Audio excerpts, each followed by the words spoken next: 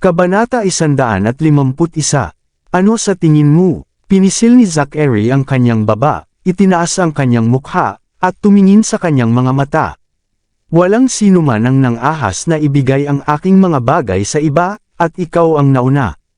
Hindi, ako. Gustong magpaliwanag ni Charlotte, ngunit hindi alam kung saan magsisimula. Parang may tinatago ka, pang-iinis ni Zachary, so, paano mo ipapaliwanag sa akin? I'm sorry. Niyuko ni Charlotte ang kanyang ulo at humingi ng paumanhin. Makatuwiran na dapat akong magbayad, ngunit ito ay 100,000,000. Hindi ko ito kakayanin kahit na ipagbili mo ako.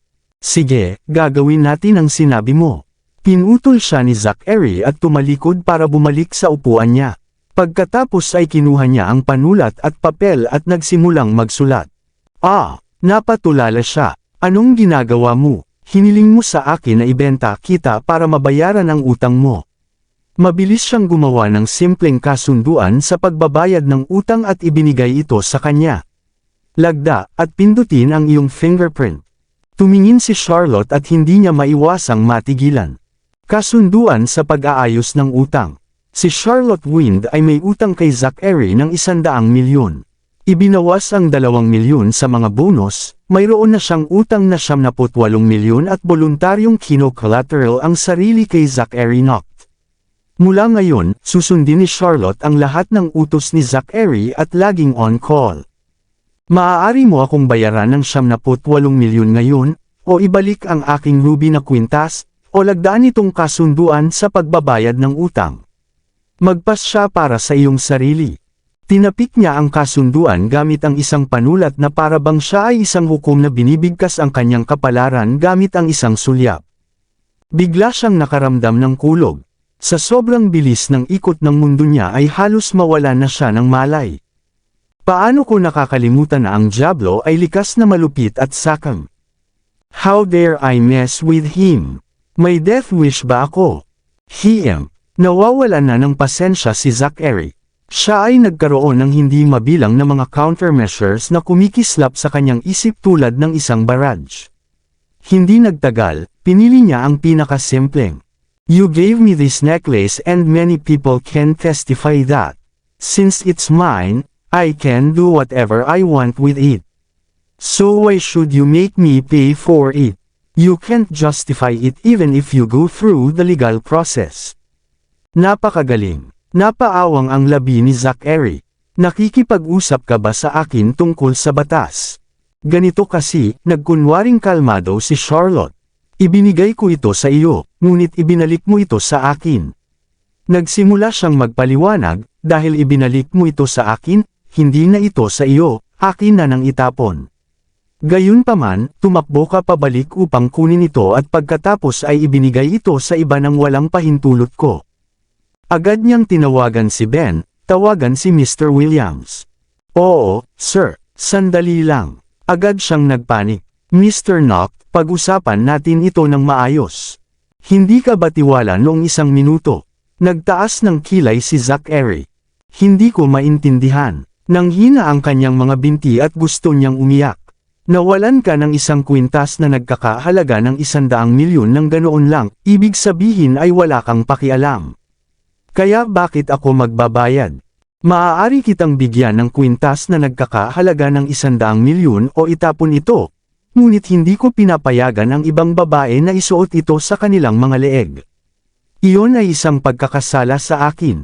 Si Zachary ay taimtim na nagbabala, dapat mong pagbayaran ang iyong irresponsibleng pag-uugali. Hindi nakaimik si Charlotte, hindi ko dapat minamaliit ang pagiging manipulative niya. Hindi ko rin dapat pinalaki ang IQ ni Luna. Ang tandang babae na iyon ay talagang nakipagsiksikan gamit ang ruby necklace. Hindi niya alam na nagdudulot siya ng gulo sa sarili niya at sa akin. Wala akong pasensya na makipagtalo sa iyo. Tiningnan ni Zachary ang kanyang relo. Kung hindi ka pumirma, ipapaubaya ko sa abogado. Ako, naguguluhan siya. Pagkatapos mag-isip tungkol dito, pansamantalang sinabi niya, pakiusap bigyan mo ako ng oras. Ibabalik ko sa iyo ang kwintas, okay? Sige, bibigyan kita ng pagkakataon. Tumanggo siya, sabihin mo sa akin ang oras. 7 araw. Pansamantalang tanong ni Charlotte. Hindi nagsalita si Zachary bagkus ay bahagyang sumimangot. 3 araw. Agad siyang umiling. Kung hindi ko maibabalik ang kwintas mo sa loob ng 3 araw, pipirmahan ko ang kasunduang ito. Ikaw mismo ang nangako nito, hindi kita pinilit. Nakasandal siya sa kanyang upuan, mukhang mapagbigay. Hihintayin kita dito sa parehong oras makalipas ang 3 araw. Okay. Hindi alam ni Charlotte kung paano siya nakalabas ng gusali. 7:40 na ng gabi noon, at lahat ng mga kasamahan niya ay nakaalis na sa trabaho. Tumawag siya ng taxi at malapit nang umiyak nang nasa sasakyan siya. Bakit pinipilit ako ng lahat? Una, si Luna at ang kanyang ina. Ngayon naman ay si Zachary. Patuloy lang silang lumalapit sa akin, isang mas masahol pa kaysa sa dati. Gusto ko lang mamuhay ng matiwasay. Bakit ayaw nila akong pakawalan? Saan ka pupunta? Tanong ng taxi driver. Ako, nagulat siya at sinabing, sa bar DTT.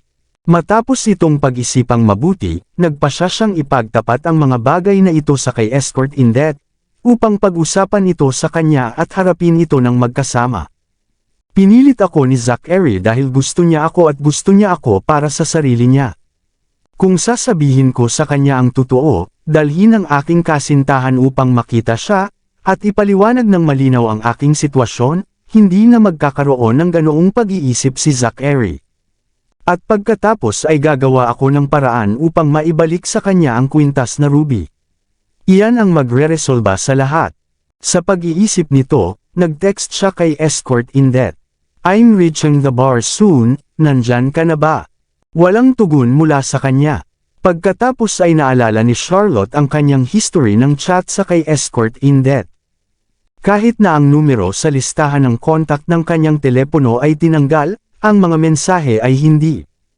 Kaya, nagpadala siya ng text message sa kanyang lumang numero. Sa pag-aakalang na-deactivate ang kanyang lumang numero, nagpadala siya ng parehong text message sa kanyang bagong numero, at inisave ito sa ilalim ng escort in debt 2. Maya-maya, tumawag si escort in debt 2, baby, papunta na ako sa bar. Nasaan ka? Susunduin kita. It's fine. I got a cab, she said. Escort, gusto kitang makausap pagkatapos ng show ngayong gabi. Oo naman. Tuwang-tuwa si Chris. As long as I can spend more time alone with her, gaganda ang relasyon namin. We'll talk later. See you sa bar. Magkita tayo doon. Pagkatapos ibaba ang tawag, tumawag si Chris at ibinigay ang kanyang mga tagubilin. Magpadala ng 999 na pulang rosa sa bar DTT. At dalhin sa akin ang aking 10-carat na singsing. Isang pinahabang Rolls-Royce Phantom ang lumitaw. Hindi maiwasang matarante si Zachary nang matanggap niya ang text message ni Charlotte. Mahigpit siyang nakipaghiwalay sa akin noon at ibinalik ang pera sa akin. Sa panahong ito, hindi pa niya ako kino-contact. Bakit siya biglang nag-text sa akin? Mukhang hindi siya nagsusubok ng tubig, at hindi rin siya humihiling na magpaganda. Sa kabaligtaran, ang tono ng kanyang mensahe, parang araw-araw kaming nakikipag-ugnayan sa isa't isa. Tsaka matagal na akong hindi nakakapunta sa sultry night.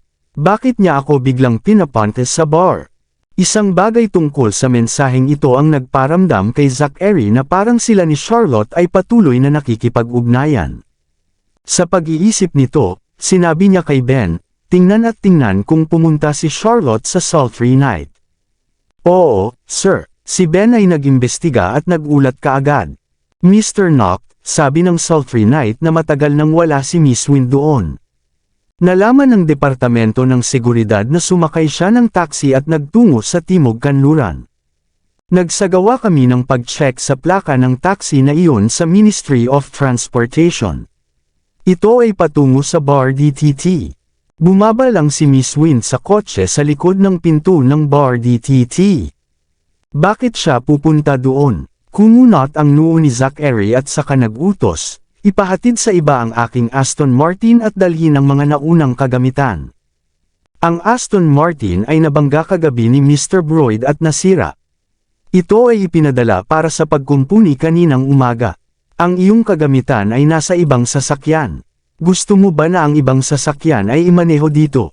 Nasira. Pinikit ni Zachary ang kanyang mga mata. Dumating si Charlotte sa bar. Nagsuot siya ng maskara, at nagtanghal sa entablado, at nanalo muli ng napakalaking palakpakan ng gabing iyon. Patuloy na nagsisigawan at nagpalakpakan ang mga manunood, at marami pa nga ang nagbigay sa kanya ng mga tip. Malaki ang nakinabang ni Charlotte sa performance. 3 araw pa lang siya dito at namultiply na ang turnover ng bar. Nagpa siya si Peter na taasan ang kanyang bayad sa hitsura mula sa 2,800 hanggang 3,000 simula noong gabing iyon. Natuwa si Charlotte, ngunit ang pera ay wala pa rin kumpara sa 100,000,000. Sa loob ng 10 minutong intermission, lumabas si Charlotte para uminom ng tubig at sumulyap sa isang partikular na sulok. Wala pa siya, hindi niya maiwasang madismaya. Malapit na dumating si Chris. Nabasa ni Peter ang kanyang iniisip. Talagang lalabas siya sa second half. Hindi ko siya hinihintay. She denied without meaning what she said. Haha, huwag kang magpanggap sa harap ko. Ngumiti si Peter. Siya nga pala, nakalimutan mong dalhin ang pitaka mo pagkaalis mo sa trabaho kahapon. Inilagay ko ito sa cabinet ng cashier para sa iyo. Tandaan mong dalhin ito bago ka umalis. Salamat. Nakalimutan ko na sana kung hindi mo lang ako pinaalalahanan. I'm so forgetful. Nagpasalamat siya at nagpatuloy sa pagtanghal sa entablado. Sa sandaling ito, may nagdala ng 900 at 99 na pulang rosa sa entablado at iniharap kay Charlotte. Kaagad, may nagbell sa audience. Gamit ang isang mikropono, inihayag ni Peter, nagpareserba si Mr. Broyd ng lugar, at ito ang magiging kasiyahan niya ngayong gabi. Uminom tayo ng buong puso. Bravo, Mr. Broyd. Tumayo ang mga bisita upang magsaya at magpalakpakan, na naging masigla sa kapaligiran ng bar. Lumingon si Charlotte at nakita si Chris na papasok mula sa labas. Nakasuot siya ng nakaistilong fashion, mukhang kabataang gwapo at masungit. He blew a kiss at her and smiled amorously. Samantala, nakaupo siya sa piano bench na may halong damdamin. Siya ay gwapo, kabataan, palatawa, at may easygoing personality na wala sa mga nasa matataas na klase. Magiging mabuting kalaro siya, ngunit mahihirapan siyang pasanin ang mga responsibilidad sa isang pamilya. To put it bluntly, isa pa siyang bata na hindi pa lumaki. Maaari ba siyang maging isang mabuting ama? Ang mga kababaihan ay ipinanganak na may likas na ina, at maraming kababaihan, gaano man sila karupok at kakulit noon, ay mabilis na makakapaglingkod sa tungkulin sa sandaling sila ay maging isang ina. Ito ay natural. Gayunpaman, bihirang gawin ito ng mga lalaki. Nakuha mo na ang gusto mo. May hawak na beer si Peter at lumapit kay Chris sabay sulyap sa stage at nakangiti ng pilyo. Seryoso ako this time. Napatingin si Chris kay Charlotte ng masama. Siya ay kombinasyon ng gilas at kaseksihan, at maaari siyang maging isang anghel o isang makasalanan. Ang isang babaeng nagtataglay ng 2 katangiang ito ay ang pinakamahusay sa mundo. At iyon ang dahilan kung bakit niya ako nabighani. Wow! Napabulala si Peter, bihira kitang makitang napaka-emosyonal. Of course. I have even the ring ready, inilabas niya ang diamond ring sa kanyang bulsa. May balak ka bang mag-propose? Bakit hindi ka maglaan ng oras para pag-isipang muli? Tinapik ni Peter ang balikat niya. Maaaring hindi sumang-ayon ang iyong ina. Ito ang pag-ibig sa unang tingin. Dapat kung hawakan ng husto ang pagkakataong ito, baka maraming pagsisihan sa huli. Tiningnan ni Chris ng malambing si Charlotte. Mr. Broyd, sa sandaling ito, ilang sexing internet blogger ang nagtipon sa kanya. Hinahanap ka namin kung saan-saan, pero nandito ka talaga. Bakit hindi ka na pumunta sa sultry night? Araw-araw ka naming hinihintay doon. Oo, wala ka man lang sinabi noong lumipat ka sa ibang lokasyon. May ilang babae na ngayon ang nakaupo sa tabi ni Chris. Habang nag-uusap sila, idiniin nila ang mga sexing katawan nila sa kanya, at may mga tumabi pa para halikan siya. Umalis na kayo, naiinis na saway sa kanila ni Chris. Hindi mo ginamit para tretuhin kami ng ganito. Dalawang babae sa kaliwa't kanan niya ang yamakap sa kanya ng mahigpit, habang ang pangatlo ay direktang umupo sa kanyang kandungan, pinulupot ang kanyang mga braso sa kanyang leeg at binigyan siya ng mainit na halik. On stage, napakunot ang noo ni Charlotte nang makita ang eksenang ito. Namiss niya ang isang beat habang tumutugtog ng piano. Kahit noong ginampanan niya ang papel ng isang escort sa Sultry Night, hindi ko pa siya nakitang ganito kalapit sa sinumang babae. Pero ngayon mapangahas na niya sa harapan ko. Lumayas kayo. Pumigla si Chris at tuluyang itinulak ang mga babae. Ang isa ay nasubsob sa sofa, ang isa ay nakaupo sa glass coffee table, at ang pangatlo ay lumapag pa sa sahig. Nakasimangot silang lahat at bamulong, Mr. Broyd, ano ang nangyayari sa iyo ngayon? Sige mga binibini, may importanteng gagawin si Mr. Broyd ngayon kaya hindi kayo niya makalaro. Ihahatid ko na kayo sa VIP box. It's on me. Hinimok ni Peter ang mga babae. Iritadong hinila ni Chris ang kwelyo niya, kinuha ang baso ng beer sa harapan niya, at inubos ang laman nito. Sa oras na itinuon niya muli ang kanyang atensyon sa entablado, natapos na ni Charlotte ang kanyang pagganap at nakapunta na sa backstage. Nagmamadali siyang pumunta doon para hanapin siya. Lumabas na ng banyo si Charlotte at akmang aalis na. Hinatak ni Chris ang mga kamay niya at nagmakaawa, "Baby, galit ka ba? Matagal ko nang narinig na masungit si Mr. Broyd. I've even seen it tonight." Puno ng sama ng loob ang tono niya. Yung mga babaeng kumapit sa akin.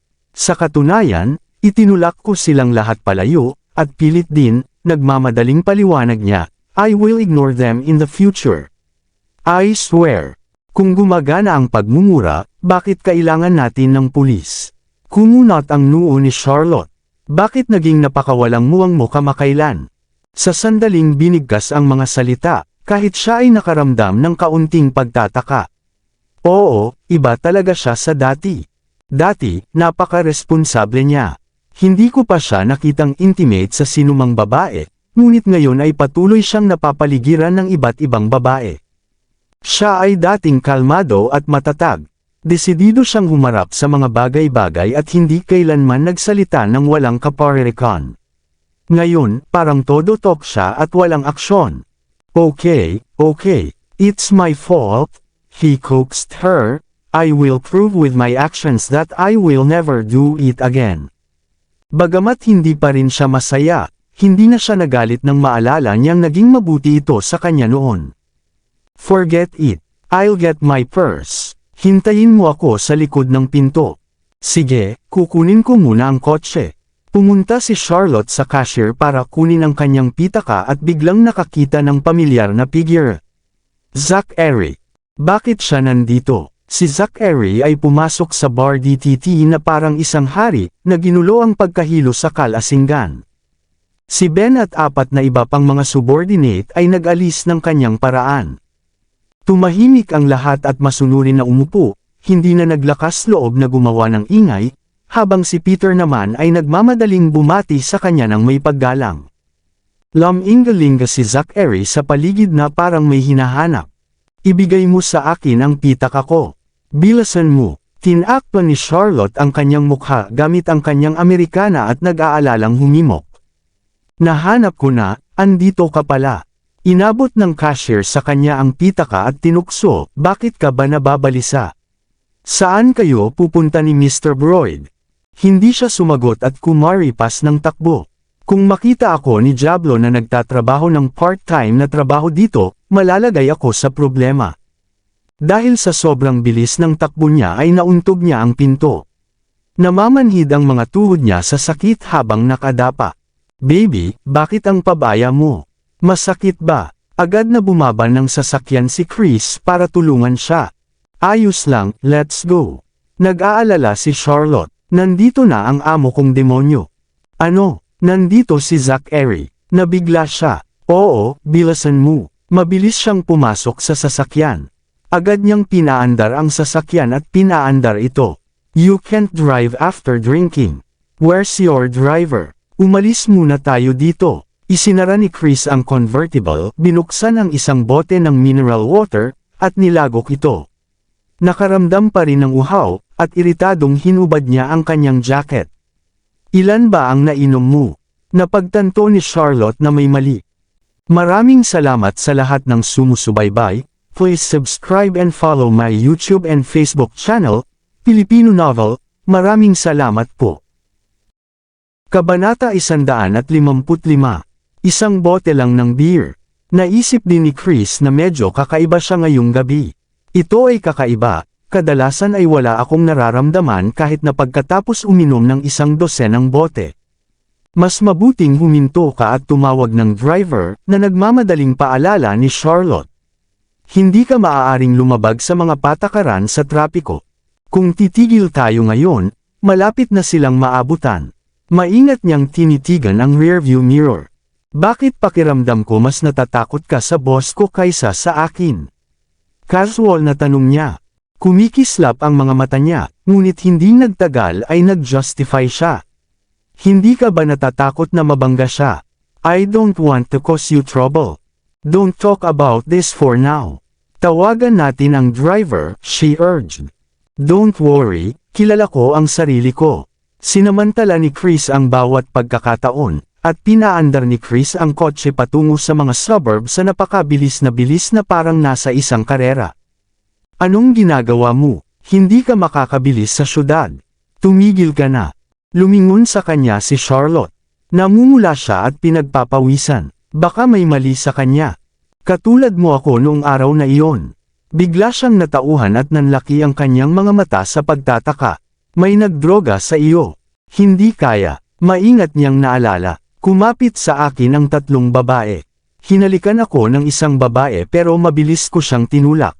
Kinuha ko ang isang malaking baso ng beer sa harapan ko at ininom iyon. Nadroga kaya ako sa oras na iyon. Ihinto mo ang sasakyan. Natarante si Charlotte at ramdam niya ang pagkabalisa nito. Don't be afraid, baby. Hinawakan ni Chris ang kamay niya at hinalikan ang likod nito habang hinihingal. Magiging responsable ako sa iyo. Ikaw, lalong kinabahan siya nang marinig iyon. Don't mess around. Pumunta tayo sa ospital. You little fool, what's use of going to the hospital for this kind of thing? Tumingin siya sa kanya ng malambing. Kailangan ko ng panlunas, at ikaw ang aking panlunas. Sa bar DTT. Umupo si Zachary sa silver leather chair at inikot ang rhodium ring sa kanyang daliri. Bagamat ang kanyang mukha ay malamig at nagyayelo, ang kanyang bahagyang nakakunot na mga kilay ay naglantad sa kanyang mga iniisip. Matapos mag-inspection si Ben, lumapit siya at nagulat, pumupunta nga rito si Miss Wind bilang isang mang-aawit at madalas ding pumupunta si Mr. Broyd. 15 minutes ago, umalis ang dalawa sa likod ng pinto. Inangat ni Zachary ang kanyang tingin at malamig na tinitigan si Peter. Ibinaba ni Peter ang kanyang ulo at sinabi sa takot, Mr. Noct, hindi ko alam na sa iyo si Charlotte, akala ko. Akala mo, alam mo ba kung ilang tao ang namatay sa dalawang salitang ito? Parang mamamatay tao ang tono ni Zachary. Mr. Noct, huwag kang magalit. Lumuhod si Peter sa lupa ng may putok. Walang nagawa si Zachary sa kanya kundi tumayo at umalis. Nang hindi ibinaling ang kanyang ulo, iniutos niya, ihinto ang pagpapatakbo ng bar, nakakapinsala lamang ito sa mga tao. Oo, sir. Ibinaba ni Peter ang kanyang ulo at pigil ang hininga. Ipinaroda ni Chris ang kanyang sasakyan sa suburb sa tabi ng isang lawa. Pagbukas niya ng convertible, ay komportableng umihip ang malamig na simoy ng hangin. Gayunpaman, hindi naging komportable si Charlotte. Natarante siya nang makita ang kilos ni Chris. Hahanap ako ng doktor para sa iyo. Sa sinabi nito, gusto niyang buksan ang pinto ng kotse at tumakbo palayo, ngunit hinawakan nito ang kamay niya. Baby, huwag kang umalis. Pinindot niya ang isang button sa upuan niya. Dahan-daang humiga ang katawan ni Charlotte. Pinilit niyang bumangon, ngunit tumalikod ito at ipinatong ang kanyang bigat sa kanya. Huwag mo akong hawakan. Napasigaw siya sa takot. Bakit mo ako pinipigilan ng sobra? Akin ka. Marahan niyang hinaplos ang buhok nito, sinusubukang pigilan ang kanyang pagnanasa at maging malumanay para hindi siya matakot. Hindi. Umiling si Charlotte sa gulat.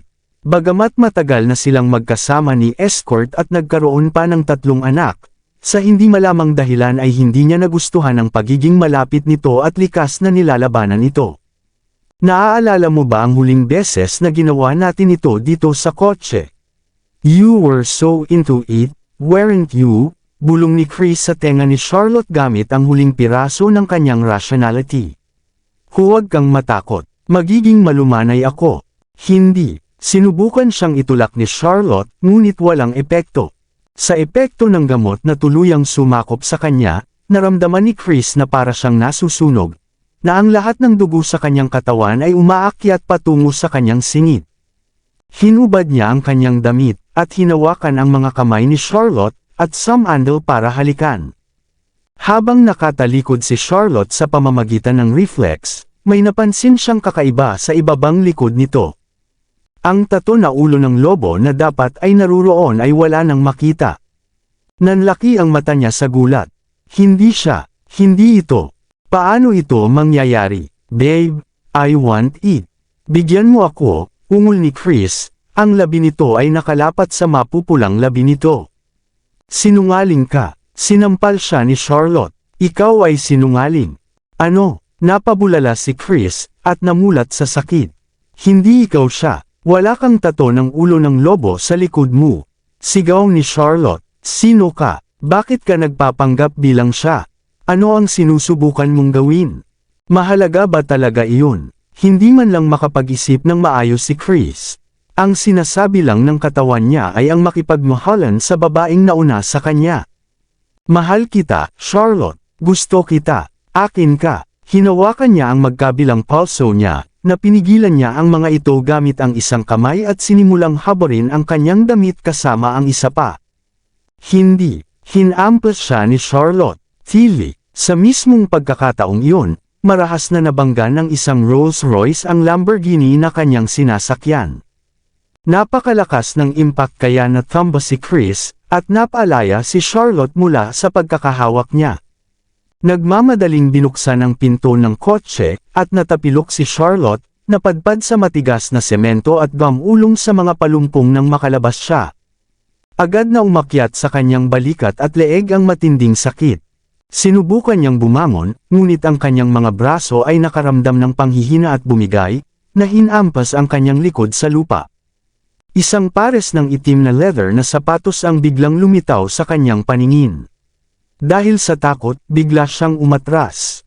Gayunpaman, matapos tingnang mabuti ang taong nasa harapan niya, nalaglag ang panga niya. Ang matayog na silhouette ng isang lalaki ay tila kumikinang sa dilim ng gabi. Sa pamamagitan ng kanyang misteryosong maskara, makikita ang isang pares ng mga mata na nag-aapoy sa galit. Siya ito, nandito siya. Escort. Tinawag niya ang kanyang pangalan sa pamamagitan ng instinct. Sa sandaling iyon, sigurado na si Charlotte na dumating na ang lalaking hinihintay niya. Yumuko si Zachary at niyakap siya, ang malalim nitong boses ay umalangaw sa kanyang tainga. Bakit hindi ka nakinig sa akin? Sinisikap niyang maging mahinahon at mahinahon. Oh, ikaw talaga. Hindi na napigilan ni Charlotte ang kanyang mga luha. Niyakap niya ang kanyang leeg at umiyak. Akala ko hindi na kita makikita. Babe, ungol ni Chris nang tuluyan na siyang lumabas ng sasakyan para sundan si Charlotte. Gayunpaman, ang sumalubong sa kanyang mga mata ay isang lalaking nakamaskara sa itim, na karga-karga si Charlotte at naglalakad patungo sa kanya. Para siyang Diyos ng underworld na nagbabantay sa kanyang kasintahan. Meeting his death glare, naramdaman ni Chris na parang siya mismo ang nakatingin sa demonyo. Hey! Si Chris ay nagsasalita ng mahina kaya hindi niya marinig ng malinaw ang sarili. Bagaman ang mga epekto ng gamot ay hindi pa ganap na nawala, alam pa rin ni Chris na maaaring wakasan ni Zachary ang kanyang buhay sa isang snap lang ng kanyang mga daliri. Gaya ng inaasahan niya, sinimulan siyang sakalin ni Zachary gamit ang isang kamay, at ang lakas ng pagkakahawak nito ay nakakasikal. Perg! Nanlaki ang mga mata ni Chris habang ang mukha nito ay naging isang nakakatakot na kulay purple. Nagpupumiglas siya ng walang magawa, ang kanyang boses ay pumutok at hamina. Pumunta ka sa impyerno, Nagmura si Zachary, na nababalot ng galit. Zach, garalgal si Chris sa kanyang namamaos na boses sa huling pagtatangkang iligtas ang sarili. Pero lalo lang humigpit ang hawak ni Zachary. O Diyos, papatayin mo siya sa lagay na ito. Biglang namulat si Charlotte, at sinimulan niyang hilahin ang braso ni Zachary. Namilog na ang mga mata ni Chris, at ang kanyang mga kamay ay nakalaylay na parang dalawang walang buhay na patpat. Sa wakas, natauhan si Zachary at kumalas ang pagkakahawak sa kanang kamay. Agad na bumagsak si Chris sa lupa, nakalahating paralisado sa takot. Bumantong hininga, binuhat ni Zachary si Charlotte sa kanyang sasakyan at umalis. Pag-alis nila sa eksena, nagpakita si Ben kasama ang kanyang mga subordinate. Habang nililinas nila ang lugar, sinabi niya, ipadala si Mr. Broyd sa ospital. Opo, sir. Sa kotse, tinakpan ni Zachary ng jacket niya si Charlotte para mainitan siya. Nakakunot pa rin ang kanyang mga kilay, at hindi pa rin nawawala ang galit sa kanyang mga mata. Punit-punit ang damit ni Charlotte, at nakalabas ang kalahati ng kanyang dibdib, at gayon din ang kanyang mga hita. Siya ay nasa isang ganap na gulo, ngunit mayroong isang kapansin-pansing sexual na apel dito. Nakagat ang ibabang labi, nakatingin si Charlotte sa ibaba, na tahimik. Ang lahat ng naramdaman niya sa sandaling iyon ay kahihiyan. Paanong hindi ko nalaman na ibang tao siya? Bulag ba ako? Huminto ang kanilang sasakyan sa Storm Hotel. Bakit tayo nandito? Napasulyap si Charlotte sa entrance ng hotel, pagkatapos ay kay Zachary, na medyo nataranta. Huwag mong sabihin gusto mo. Tumahimik ka. Naunang bumaba ng sasakyan si Zachary. Agad na lumapit ang manager para batiin sila, nakahanda na ang iyong silid. Naghanda na rin kami ayon sa iyong mga tagubilin. Binuhat ni Zachary si Charlotte palabas ng kotse at tinahak ang daan patungo sa elevator. Gusto ko nang umuwi. Nagprotesta siya sa ilalim ng kanyang hininga. Isang malamig na titig lang ang isinagot ni Zachary. Ang silid na inihanda para sa kanila ay ang presidential suite na tinuluyan nila 4 na taon na ang nakakaraan. Splash! At muli, itinapon siya ni Zachary sa bathtub. Hingal na hingal siya sa pagkakaupo, pinunasan ni Charlotte ang tubig sa kanyang mukha. Linisin mo ang sarili mo, walang emosyong sabi niya habang palabas ng banyo. Bumaba ang mga mata ni Charlotte na parang malungkot na tuta habang nakatitig sa tubig ng paliguan. Bakit niya ako ginaganito? Dahil sa sama ng loob, sinimulan niyang linisin ang sarili. Para sa ilang kadahilanan, nadama niyang obligado siyang makinig sa lahat ng sinabi nito. Pagkatapos ng lahat, ang pagwawalang bahala sa kanyang mga salita ay palaging naging isang masamang desisyon. Hindi naman siguro niya ako sasaktan. Nakulat lang talaga siya. Paglabas niya ng banyo pagkatapos maligo, napagtanto niya na ang silid ng hotel ay ganap na kadiliman. Ang tanging kulay ng liwanag ay ang mahinang liwanag mula sa mga emergency lights. Kahit na sinubukan niyang buksan ang mga ilaw, tila hindi gumagana ang mga switch. Dahil sa takot, tumawag siya sa nanginginig na boses, escort. Nandito ako. Ang kanyang malalim na boses ay umalangaw mula sa French window sa likod niya. Tumalon si Charlotte. Nang lumingon siya para harapin siya, naabutan niya itong nakaupo sa sofa na naka-bathrobe, at humihigop sa kanyang alak. Anong nangyari sa mga ilaw? May malfunction ba? Tanong niya, sabay lakad papunta sa kanya. The next thing she knew, nauntog siya sa isang table. Aray, ang aking mga tuhod. Gago ka ba? Ungol ni Zachary. Ngumuso at umuungol dahil sa sakit ng kanyang mga tuhod, dahan-daang yamakap si Charlotte sa kanya. Hindi niya suot ang kanyang maskara. Sa dim lighting, kitang-kita niya ang outlines ng mukha nito. Parang pamilyar siya. Pinindot ni Zachary ang isang button sa remote, at napatay din ang emergency lights. Ngayong nawala na ang lahat ng ilaw sa silid, ang tanging naaninag ni Charlotte ay ang kanyang pares ng kumikinang na mga mata. Lumakas ang pagkabalisa sa kanyang puso, at walang kamalay-malay na sinubukan niyang lumapit sa kanyang ngunit agad siyang natapilok sa sofa. Pagkatapos, nawalan ng balanse, bumagsak siya sa kanya, ang kanyang mukha ay damapo sa kanyang dibdib. Parang apoy ang balat niya sa paghawak nito. Halos maramdaman niya na para siyang mapaso. Sinubukan niyang bumangon, ngunit hindi niya makita kung ano ang hawak niya at sa gayon, nahulog siya pabalik. Sa pagkakataong ito, ang kanyang noo ay kumatok sa kanyang panga, at ang pamamanhid na sakit ay agad na nagpaluha sa kanyang mga mata.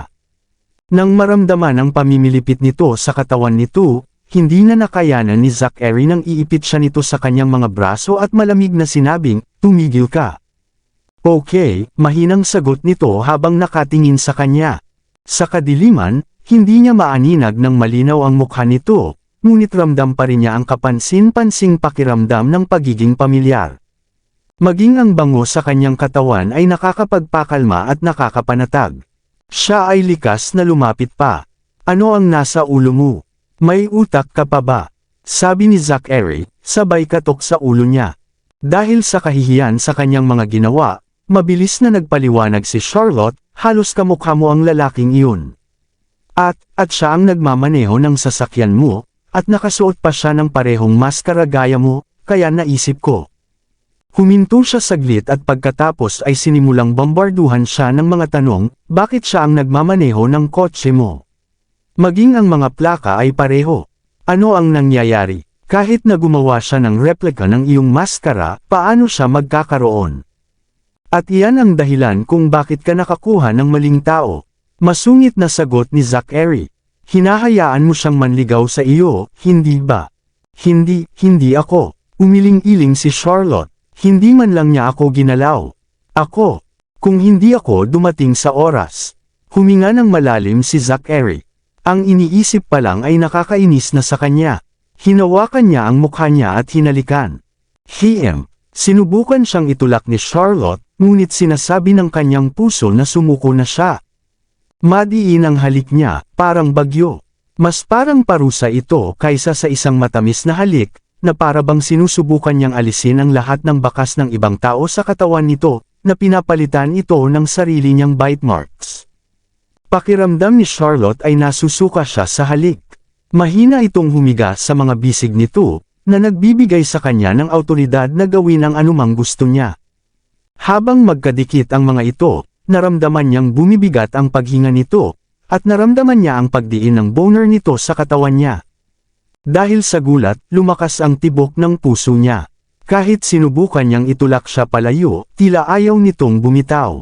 Hinaplos ang pisngi nito, hinaplos ng hinlalaki nito ang namamaga nitong labi, na nagdidilim ang titig sa pagnanasa. Pangako mo sa akin na ito na ang huling pagkakataon.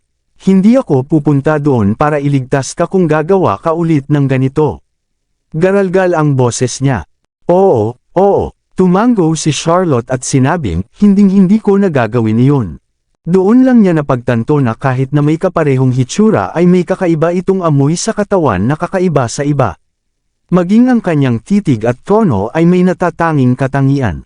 "Siya ang aking isa at nag-iisa. Little idiot," buong pagmamahal niyang sabi habang sinusuklay ng mga daliri ang buhok nito, hinila siya palapit. Sa isip niya, nagsisimula na siyang magduda sa nararamdaman niya para dito. "Isa lang siyang nukulat na babae na naiinis sa akin, pero bakit mas lalo ko siyang inaalala at iniisip? Anong meron sa akin?" Napasandal si Charlotte sa kanyang katawan na parang tuta na sinusubukang magpainit. Ang tunog ng malakas at tuloy-tuloy na tibok ng puso niya ay kakaibang nakakapanatag sa kanyang pandinig. Ang kapaligiran ng silid ay naging mainit at malabo, na pumukaw sa kanilang mga puso. Bahagyang hinaplos ni Zachary ang kanyang makinis na balikat, at naramdaman ni Zachary ang pag-aalab ng kanyang pagnanasa mula sa loob. "Escort," bulong ni Charlotte. "Ikaw ba talaga si Escort?" Medyo nanigas ang mga daliri ni Zachary. Nakakunot ang noo niyang sinabi, "What the fuck are you on about? Oh, how I wish na hindi ikaw si Escort." Napabuntong hininga si Charlotte sa loob. Kung hindi lang siya si Escort, kung mahilig din siya sa mga bata, we can be a happy family of 7. Sino ang gusto mong maging ako? Ito ay isang tanong na hindi pa niya napag-usapan sa kanya. Kahit sino, isang tao lang na may regular na trabaho, siguro, sagot niya. Kahit isa kang taxi driver, security guard, o empleyado ng ilang kumpanya, ayos lang ako. Natigilan si Zachary, lalong nagsalubong ang kanyang mga kilay. Parang hindi pa siya sumasali sa mga tuldok, tungkol sa tunay niyang pagkatao. Pero masama ba talaga iyon? At least kaya ko pang ipagpatuloy ang akto. Sige, matulog na tayo, bigla niyang sabi. Umupo si Zachary at binuhat si Charlotte sa kama. Habang hinihila ang kanyang kumot, si Charlotte ay nahuhulog sa halip na ang bathrobe na nakabalot kay Zachary. Nang mapagtanto na wala siyang suot sa loob, namula ang mukha nito na parang kamatis nang lumingon siya sa kabilang panig. Kalmadong hinila siya ni Zachary sa yakap niya. Ang mahaba at matipuno nitong mga braso ay nakakulong sa kanya. Stop moving around so much. Kung hindi, hindi ko alam kung kaya kung pigilan ang sarili ko. Nakinig si Charlotte at nanatiling tahimik. Matapos ang roller coaster ng mga kaganapan na naganap sa araw na iyon, si Charlotte ay napagod, at hindi nagtagal bago siya nakatulog ng mahimbing, na nakayuko na parang kuting sa kanyang mga bisig. Sa kabilang banda, sobrang gulo pa rin ang ulo ni Zachary, at wala siya sa mood matulog. Nakakunot ang noo niya habang nakatingin sa babaeng nasa braso niya. Maganda ang pangangatawan niya. Ang bawat bahagi ng kanyang katawan ay tila perpekto, at bawat pulgada ng kanyang balat ay malasutla. At sa partikular na sandaling iyon, dumidikit ang katawan niya sa kanya. Siyempre, nakaon siya. Gayunpaman, hindi niya hahayaang gumawa ng anuman sa kanya. Tahimik at maingat, bumaba siya sa kama at nagtungo sa banyo. Inabot siya ng isang malamig na shower at isang daang push-up para pakalmihin ang kanyang panloob na nararamdaman. Pagkatapos, sa kanyang bathrobe, humiga siya sa sofa at tuluyang nakatulog. Hindi magiging mabigat ang pakiramdam kung iingatan ko ang aking distansya. Noong gabing iyon, nakatulog ng mahimbing si Charlotte sa kabila ng nakakatakot na episode na nangyari. Marahil, ang presensya ni Zachary ay nagbigay sa kanya ng pakiramdam ng seguridad na kailangan niya. Kinabukasan, nagising si Charlotte sa sikat ng araw na tumatagos sa mga kurtina sa bintana. Kusa niyang inabot ang unan sa tagiliran niya. Gayunpaman, walang tao doon. Nasaan siya? Wala na siya. Mabilis siyang umupo at sumigaw, "Escort! Escort!" Walang tugon. Binalot ni Charlotte ang kanyang sarili sa kanyang bathrobe at hinanap ang buong silid ng hotel, ngunit wala siya kahit saan. Paghinto niya sa salamin sa tabi ng kama, nakakita siya ng sticky note. "Mauuna na ako. May ilang damit sa closet na isusuot mo. Para sa almusal, maaari kang tumawag para sa room service, at ipapadala nila ito dito." Pagkatapos ng almusal, maghahanda ang manager ng hotel para ipadala ka sa trabaho. Pinirmahan niya ang note gamit ang isang doodle ng isang pares ng boxers. Humagalpak ng tawa si Charlotte. Ang magulo na sulat kamay at ang kanyang doodle ay nakapagparamdam sa kanya ng kakaiba. Sa kanyang isip, hindi niya maiwasang malungkot kung gaano kaperpekto ang lalaking iyon kung magtatrabaho ito ng ibang trabaho. Pero, umiling si Charlotte at nagpasya na itigil na niya ang pangangarap. Mayroon siyang mas mahirap na isyo na dapat harapin. Diyos ko, ano kayang iniisip ng Zachary na yun? Pinipilit niya akong pumirma sa kontratang iyon para mabayaran ang mga utang ko. 100,000,000. Sinusubukan ba niya akong gawing alipin niya ngayon? Naka-facepalm, si Charlotte ay nagsimulang makaramdam ng pagkabalisa. Anong demonyo? Siya ay lubos na nangangikil sa akin. Gayunpaman, medyo pamilyar ang kanyang sitwasyon. Sa pag-iisip, ganoon din ang ginawa niya kay Escort, pinabigay niya sa kanya ang kalahati ng kanyang sweldo sa loob ng 3 buwan. Natigilan si Charlotte. Maghintay ka. Kung hindi si Chris si Escort, ibig sabihin si Zachary na. Ngunit noong araw na iyon, nakita ko si Zachary na sumakay sa kanyang kotse bago dumating si Escort para sunduin ako sa isa pang sasakyan. Sa paggunita sa mga pangyayari sa nakaraan, napagpasyahan niyang si Chris ang sumando sa kanya noong araw na iyon. Nagpapanggap na ba siya bilang si Escort simula noong araw na iyon? Pero kung si Zachary ang totoong Escort, bakit niya hahayaan si Chris na magpanggap na siya? Gulong-gulo ang ulo ni Charlotte. Ang mga bagay ay hindi nadagdagan. Gayunpaman, sinabi sa kanya ng kanyang intuition na si Zachary ang tunay na escort. Hindi lamang silang dalawa ang magkatulad sa hitsura, ang kanilang mga mata, ang paraan ng kanilang pakikipag-usap, at maraming maliliit na detalye sa paraan ng kanilang pag-uugali ay magkatulad. Alam niyang kailangan niyang malaman ang tunay na pagkatao ni escort sa lalong madaling panahon, kung hindi ay patuloy itong manggulo sa kanya. Gayunpaman, ang pagbabalik ng kanyang mahalagang ruby na kwintas ay isang mas kagyat na bagay. O kailangan kong pirmahan ang kontrata ng alipin na iyon at hindi na muling mabubuhay upang makita ang araw. Mabilis na nagpalit si Charlotte at naghanda na para pumasok sa trabaho. Ring! Ring! Nagsimulang magring ang phone niya. Si Mrs. Berry iyon. Miss, nahanap ko na ang bracelet. Talaga? Saan? Well, about that. Makikita mo pagbalik mo. Napatingin si Charlotte sa orasan. 6:30. Gagawin ko ito. Sa sandaling pumasok siya sa kanyang tahanan, tumakbo si Ellie sa kanyang mga bisig. Mommy, umiiyak na itinuro niya ang balkonahe. Si Fifi ang pinakamasama. Masyadong emosyonal si Ellie na namumula na ang mukha. Seryoso ang malalaking mata niya habang nakapout, at parang naluluha na siya. Kabanata 160. Anong nangyari kay Fifi? Dinala ni Charlotte si Ellie papunta sa kulungan ni Fifi. Mommy, tingnan mo. Nakatayo si Jamie sa ibabaw ng isang kahoy na bangko. Medyo nakasandal, at may tinutusok siya sa hole gamit ang isang stick. Nakatayo sa tapat niya, si Robbie ay gumagawa ng nakakatakot na mukha kay Fifi. Fifi, kung hindi ka makikipagtulungan, bubunutin namin lahat ng balahibo mo. Ano ang nangyayari sa mundo? Bulalas ni Charlotte, habang tumitingin siya ng malapitan, napabuntong hininga siya.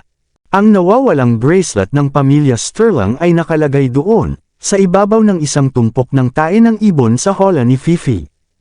Isa pa, ginagamit ni Fifi ang mga pakpak nito para bantayan ang bracelet. Nang subukan ni Jamie na kunin ang bracelet gamit ang isang stick, si Fifi ay nabalisa sa kanyang stick. Nakita ko ito kaninang umaga noong sinusubukan kong linisin ang hola ni Fifi, galit na sabi ni Mrs. Berry. The bracelet itself is also covered in bird poop. It's pretty hard to notice, she added with a forced smile. Alam ko na, bakit pa kaya nawala ito? Iniingatan ko ito noong araw na iyon sa aking pencil case, napangiti si Ellie habang ang mga kamay ay nasa kanyang balakang. Kaya ikaw, galit na tinuro niya si Fifi. Dumb Fifi, the last time, kumain ka ng chip, now a bracelet. Stealing is a crime, you know. Sumama naman sa pagsaway si Robbie. Well, mukhang mahilig si Fifi sa mga makintab at kumikinang na bagay, sabi ni Jamie, na binuksan ang hola para ilabas ang bracelet. Nakaramdam ng panganib, nagsimulang ipakpak ni Fifi ang mga pakpak nito bilang pagtutol. Akin, tumili ito. Hindi ito sa iyo. Seryosong nakaramdam ng galit si Ellie sa kanyang alaga. Alam mo ba kung ano ang ginawa mo? Nalagay mo kami sa napakaraming problema. At kinailangan pang magbayad ni Mommy ng napakaraming pera. Akin.